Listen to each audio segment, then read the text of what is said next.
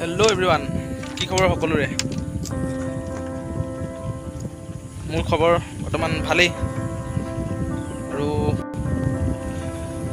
পানী বৰ্তমান আমাৰ ফালে শুকালে, চাওক আৰু পানী বৰ্তমান শুকালে।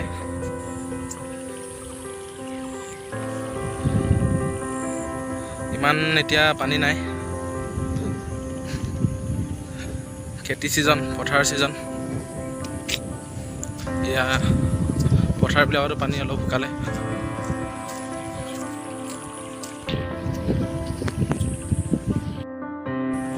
আৰু আজিনো মানে আপোনালোকক দেখুৱাম আমাৰ ঘৰখন। নতুনকৈ সাজি থকা হৈছে আৰু বৰ্তমান এতিয়ালৈকে সম্পূৰ্ণ হোৱাগৈ নাই।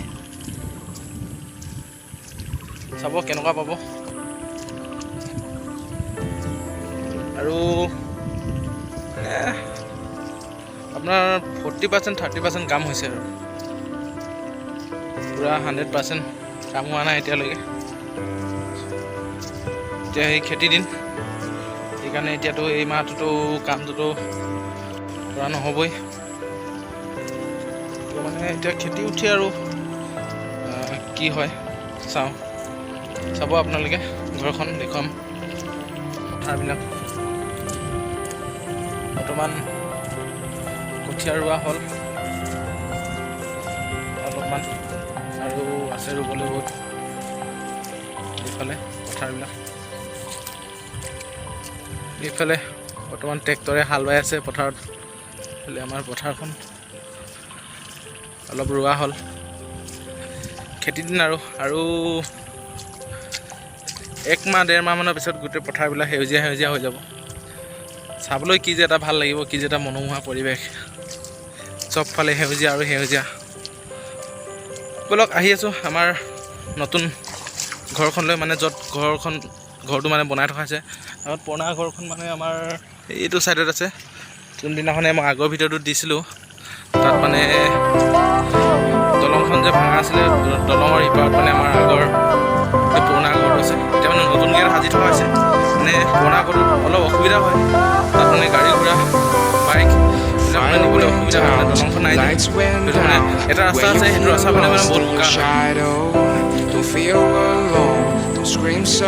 বোকা মানে সাংঘাতিক বোকা হয়, তেনেকুৱা গাড়ী মটৰ নচলা অৱস্থা। এতিয়া মানে য'ত বনাই থকা হৈছে সেইডোখৰ ইমান বেয়া নহয়। গাড়ী মটৰ যোনে লৈ ইয়ালৈ আহিব পৰা যায়। পালোহি দেখিবলৈ, দেখি আছে চাওক। মানে আৰু পুৰণা ঘৰটো পাই নতুন ঘৰটোলৈ খুব বেছি আধা কিলোমিটাৰ তেনেকুৱা ডিষ্টেঞ্চ হ'ব, আধা কিলোমিটাৰ 1 কিলোমিটাৰ তেনেকুৱা ডিষ্টেঞ্চ হ'ব। বেছি ধুনীয়া ঠাই বনোৱা হৈছে। আৰু গৰম দিনত এইফালে ফুল আছে, ভাল লাগে। পথাৰ চাৰিওফালে পথাৰ। আৰু ওচৰত তেনেকৈ এইটো চাইডত মানুহ নাই, এইফালে এইটো চাইডত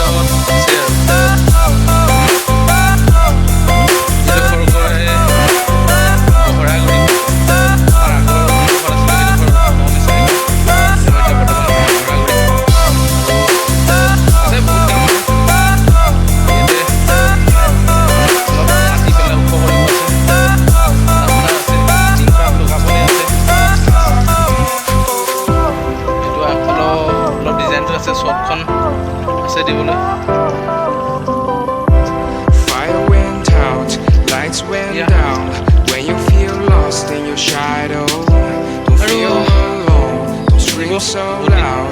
We are living in this cruel world, broken but strong, gotta move on. You're not a bakery of life.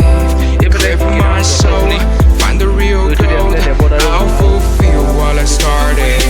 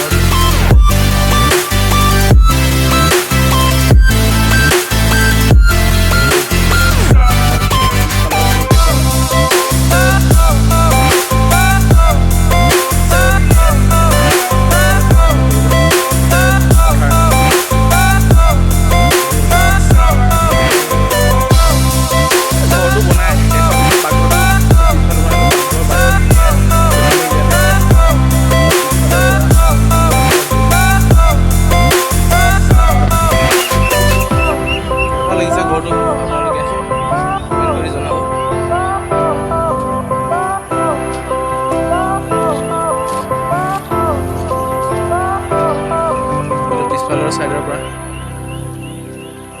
ঘৰটো বৰ্তমান 6টা কোঠা বনোৱা হৈছে। আৰু এয়া প্ৰথম আহি আপোনালোকে এখন চিৰি পাব। এই চিৰিখন উঠি আপোনালোকে এখন সৰু বাৰাণ্ডা পাব। আৰু বাৰাণ্ডাটোৰ পৰা এনেকৈ গৈ এটা আপোনালোকে 16x16 ড্ৰয়িং হল পাব। আৰু এইফালে এটা সৰু গেষ্ট ৰুম পাব। তাৰপিছত আহি কিনে এনেকৈ এটা গলি বা ফাৰ্ষ্ট এটা বেডৰুম পাব। আৰু এনেকৈ আহি আৰু এটা বেডৰুম পাব। এইফালে এটা বেডৰুম পাব। আৰু এইফালে এটা বেডৰুম পাব। এইটো আৰু বৰ্তমান এনেকৈ এটা ৰুমতে মানুহ থকা হৈছে। এইটো ৰুমতে ঘৰ ৰখীয়া হিচাপত। আৰু বৰ্তমান এনেকৈ বনাই থকা হৈছে। আৰু এতিয়ালৈকে সম্পূৰ্ণভাৱে কমপ্লিট হোৱা নাই। প্ৰায় 30-40% সম্পূৰ্ণ হৈছে। আৰু এইফালে খিৰিকীৰ ফালৰ পৰা চালে মানে আপোনালোকে পথাৰ চাৰিওফালে এইফালে। আৰু ঘৰটোৰ ইয়াতে এটা আপোনালোকে দেখিছে, এইটো এটা গডৰেজ নিচিনা দেখিবলৈ পাব। আৰু ইয়াৰ ওখটো চাওক। যেতিয়া ঘৰখন সম্পূৰ্ণ হৈ উঠিব তেতিয়া আৰু দেখিবলৈ ভাল লাগিব। কালাৰ কৰাৰ পিছত, প্লাষ্টাৰ কৰাৰ পিছত। আৰু এতিয়া এইখন খটখটি সৰু সুৰাকৈ বনাই থকা হৈছে এখন সৰু ঘৰ। আৰু এইফালে পদূলিটো ৰাস্তাৰ পৰা চাওক সম্পূৰ্ণ ঘৰটো কেনেকুৱা লাগিছে কমেণ্ট কৰি জনাব। যেতিয়া সম্পূৰ্ণকৈ বনাই শেষ হোৱাব ঘৰটো, তেতিয়া আৰু এটা ভালকৈ ভিডিঅ' বনাই আপোনালোকক দেখুৱাম বাৰু। চাওক বৰ্তমান এতিয়া পুৰণা ঘৰটোৰ ৰাস্তাটো এনেকুৱা বোকা। এইফালে দলংখনো নাই, ক'ত গাড়ী মটৰ পাৰ কৰিব পাৰিবি। নাই গাড়ী পাৰ কৰিব পাৰিবি, চাইকেল এখন পাৰ কৰিবলৈ অসুবিধা হয়। এইটো ৰাস্তা এনেকুৱা বোকা। ইমান বোকাত ক'ত গাড়ী এখন আনিব পাৰিবি, না বাইক এখন আনিব পাৰিম। চাইকেলখন আহিবলৈ বহুত অসুবিধা, ইমান বোকা। গাঁৱলীয়া মানুহ, গাঁৱৰ বোকা পানী খচকি আৰু থাকিব লাগিব, উপায় নাই। আৰু চাওক এইখন আমাৰ বাৰীখন, টকৌবাৰী বাঁহ বাৰীখন। এইখন ঘৰ, এইটো গোহালিটো, আগৰ গোহালিটো। এতিয়া বাৰু গৰু ছাগলী ইয়াত থকা নহয়। বৰ্তমান গৰুবিলাক ছাগলীবিলাক সিটো ঘৰত, নতুন ঘৰটোত লৈ যোৱা হ'ল। আৰু এইফালে বাৰীখন তামোল গছ। এইফালে আমাৰ পুৰণা ঘৰটো, এইটো পুৰণা ঘৰটো।